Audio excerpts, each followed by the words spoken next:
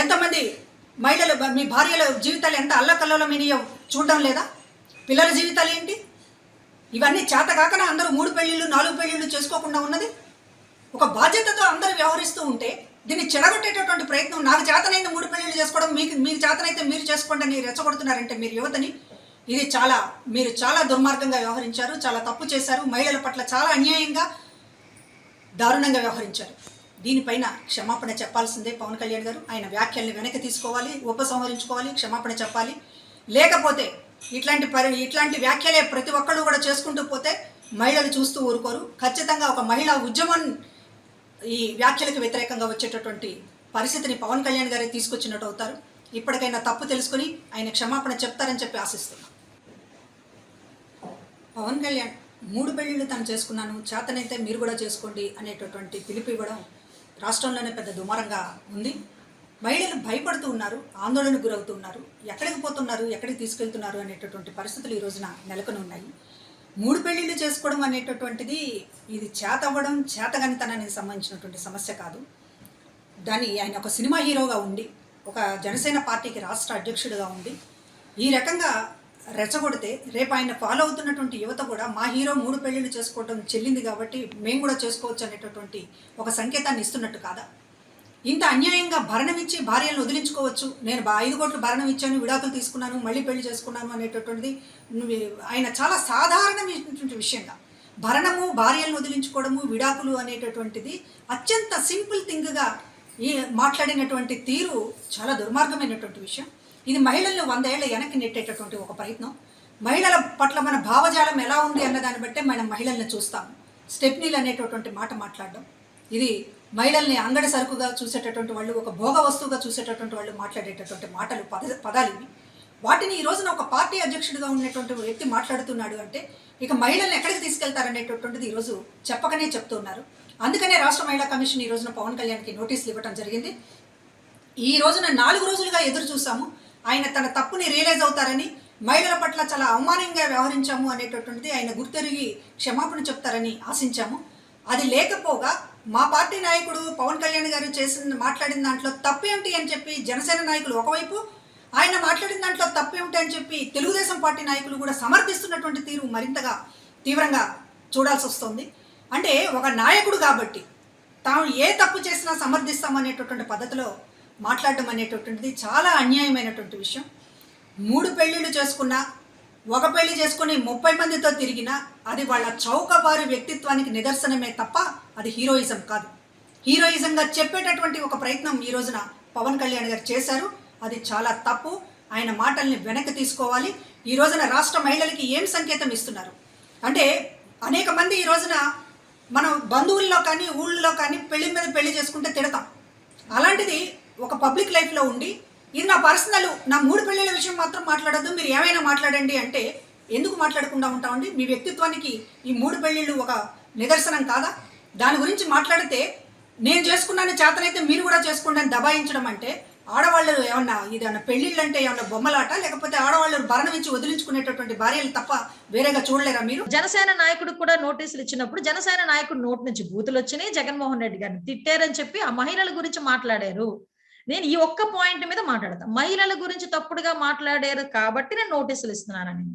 అసలు నాకు అర్థం కావట్లేదు. ఈ రోజు గనక మహిళా కమిషన్ నోటీసులు ఇచ్చుకోవాలి, ఇలాగే గనక ఎవరైనా మహిళల గురించి కించపరిచి మాట్లాడితే అని మీకు అనిపిస్తే నోటీసులు ఇచ్చుకోవాలంటే బుక్స్ ఎగిరిపోతాయి, దస్తాలు పేపర్లు ఎగిరిపోతాయి.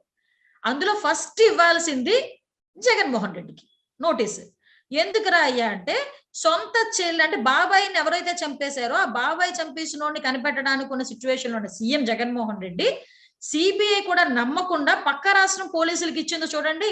అంటే సొంత చెల్లికి కూడా న్యాయం చేయలేని దుస్థితిలో ఉన్నందుకు ఫస్ట్ నోటీస్ జగన్మోహన్ రెడ్డికి ఇవ్వాలి. రెండో నోటీస్, నోరిప్పితే నియమమొగుడు అని మాట్లాడే బూతుల మంత్రి ఉన్నాడు చూడండి, అతగాడికి రెండో నోటీస్ ఇవ్వాలి. అదే విధంగా ఇతగాడికి నోటీసులు ఇచ్చే పరిస్థితి అయితే నిజంగా ఒక 20-30 నోటీసులు ఇచ్చుకోవచ్చు, ఇంకా ఎక్కువ ఇచ్చుకోవచ్చు. ఎందుకంటే సంక్రాంతి అనే ఒక మంచి పండగని, ఒక పవిత్రమైన పండగ రోజు క్యాజినోని ఏర్పాటు చేసుకొని చిల్లర వ్యవహారాలు చేసుకొని ఆడవాళ్ళని తీసుకొచ్చి, గోవా నుంచి లేడీస్ ని తీసుకొచ్చి ఇక్కడ ఎన్ని అసాంఘిక కార్యకలాపాలకి పాల్పడ్డాడో అటువంటి వ్యక్తి మీద నోటీసులు ఇచ్చే పరిస్థితి ఏదైనా ఉందా? అది ఆడవాళ్ళని అవమానించడం కాదా? మరి ఆ రోజు ఆడవాళ్ళు కించపరచడం కాదా? క్యాజినో లాంటి కల్చర్ ఎక్కడ చేర్చింది ఇక్కడ మనకి? అదే విధంగా ద గ్రేట్ పర్యాటక శాఖ మంత్రి రోజా గారికి ఇంకొక నోటీస్ ఆడవాళ్ళైనా క్యాజినో లాంటి సిచ్యువేషన్స్ ని ఇక్కడ బోట్స్ లో కూడా ఆఖరికి షిప్పుల్లో కూడా క్యాజినోని ఏర్పాటు చేసుకొని ఇక్కడ నుంచి వ్యాపారాలు చేసుకుంటూ పర్యాటక శాఖ అని చెప్పి ఒక బోర్డు పెట్టుకుని ఇలాంటి ఇల్లీగల్ యాక్టివిటీస్ చేస్తున్న రోజారెడ్డి గారికి కూడా ఇవ్వండి నోటీసు. నోరిపితే ఆవిడ కూడా బూతులే కదా మాట్లాడుతుంది. సోషల్ మీడియా మీ తాలూకా సోషల్ మీడియా పేటిఎం బ్యాచ్ కి కూడా నోటీసులు ఇవ్వాలి. ఎందుకంటే ఆడవాళ్ళ మీద తప్పుడుగా మాట్లాడిన ప్రతి ఒక్కరికి నేను నోటీస్ ఇస్తానని నీ సర్వాధికారాలు ఉపయోగించుకొని నువ్వు మాట్లాడితే ఈ రోజు నువ్వు కూర్చొని నోటీసులు ఇచ్చే కమిషన్ అవుతుంది తప్పించి అంతకుమించి వేరేదే ఉండదు. కేవలం వైఎస్ఆర్సీపీ కార్యకర్తలకి వైఎస్ఆర్సీపీ నాయకులకే నువ్వు నోటీసులు ఇచ్చుకోవచ్చు. అరే ఆడవాళ్ళలోని అఘాయిత్యాలు జరుగుతున్నాయని సాక్షాత్తు ఒక మహిళా ప్రెసిడెంట్ గా తెలుగు మహిళా అధ్యక్షురాలుగా నేను నా టీం వచ్చి మీ ఆఫీస్కి వచ్చి కూర్చొని సుమారుగా ఒక బుక్ ఇచ్చాను.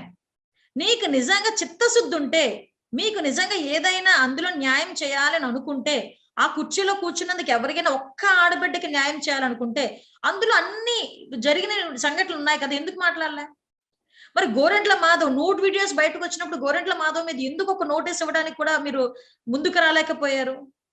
అంటే ఇలాంటి విషయాలన్నీ దేని గురించి కూడా మాట్లాడు. ఏదైనా మాట్లాడితే చంద్రబాబు నాయుడు గారి గురించి మాట్లాడడానికో లేకపోతే లోకేష్ గారి గురించి మాట్లాడడానికో నోటికి వచ్చినట్టు మాట్లాడడానికి మీరు ప్రయత్నం చేస్తారు.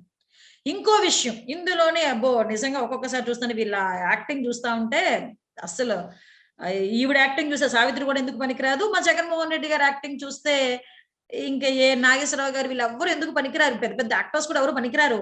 ఆయన మొన్న అవనిగడ్డలో ఆవనిగడ్డ ఆయన విషయంలో ఆ అవనిగడ్డ మీటింగ్ లో ఆయన మాట్లాడుతూ ఇలాంటి బూతులు మాట్లాడే వాళ్ళు నిజంగా నాకైతే ఇతనైనా ఇలా మాట్లాడుతున్నాడు అనిపించింది. అంటే ఇలాంటి బూతులు మాట్లాడే వాళ్ళు ఇలాంటి మాటలు మాట్లాడే వాళ్ళు రాజకీయ నాయకులు అవ్వటం నిజంగా మనం చేసుకున్న దురదృష్టం. ఇదే పదం ఉపయోగించాడు. ఎస్ నీకులాంటి వాడిని ముఖ్యమంత్రి ఎన్నుకొని ఈరోజు మా చెప్పులు ఇచ్చి మేము కొట్టుకునే పరిస్థితి మాకుంది కదా, నిజంగా మేము సిగ్గుపడాలి. నీ క్యాబినెట్ లో ఉన్న ఏ మంత్రి బూతులు లేకుండా మాట్లాడాడు చెప్పమనండి. ధర్మాన ప్రసాదరావు రైతుల గురించి బూతులు మాట్లాడతాడు. బొత్స సత్యనారాయణ అదే మహిళా రైతుల గురించి నోటుకు వచ్చినట్టు మాట్లాడతాడు. ఇక్కడున్న అమర్నాథ్ అడిగి ఏంటో అందరూ ఎడ్డుని తెడ్డు లేకుండా ఉండే వ్యవహారం చేసే మనిషి ఆ అమర్నాథ్ ఆ నోటుకు వచ్చినట్టు మాట్లాడతాడు. నోటుకు వచ్చినట్టు మాట్లాడమే కదా బూతులే మాట్లాడతాడు ఆయన. అంటే ఏదో అంటారు కదా తల్లికి చెల్లికి కూడా తేడా లేకుండా మాట్లాడే వ్యక్తి. అదే విధంగా పెడితే కొడాలి నాని అందరికి జగమెరిగిన సత్యం, ఆయన యూనివర్సల్ బూతుల మంత్రి. ఆయన పేరుని నాని ఏం మాట్లాడతాడో తెలియదు, ఆయన కూడా బూతులే మాట్లాడతాడు. మీరు ప్రెస్ మీట్ పెట్టించిన ఏ మంత్రి అయినా బూతులు మాట్లాడకుండా ప్రెస్ మీట్ పెట్టడం సాధ్యమవుతుందా? చూపించమనండి, నేను ఛాలెంజ్ చేస్తున్నా. అలాంటిది ఇతగాడు బయటకు వచ్చి బూతులు మాట్లాడతారు. వీళ్ళందరినీ పక్కన పెట్టండి. ఇదే జగన్మోహన్ రెడ్డి పబ్లిక్ మీటింగ్ లో పెద్ద పిల్లలందరూ చాలా మంది ఉండేటప్పుడు ఇలా కూడా అని నా ఏమి పేకలేరు అని మాట్లాడాడు. మరి అదేంటి ఏంటి వ్యవహారం అంతా ఏంటి? ఒకసారి మనం కూడా ఆలోచించుకోవాలి కదా.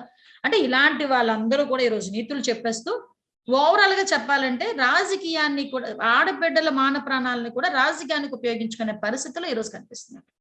హాయ్ ఫ్రెండ్స్, మా టుడే టుమారో యూట్యూబ్ ఛానల్ చూస్తున్నందుకు చాలా థ్యాంక్స్. మరిన్ని లేటెస్ట్ వీడియోస్ కోసం వెంటనే సబ్స్క్రైబ్ చేయండి. అలాగే ఈ బెల్ ని కూడా రింగ్ చేసేయండి. మా నోటిఫికేషన్స్ అన్ని మీ మొబైల్లో వస్తాయి. అలాగే మా వీడియోస్ మీకు నచ్చితే లైక్ చేయండి, షేర్ చేయండి, నచ్చకపోతే కామెంట్ చేయండి.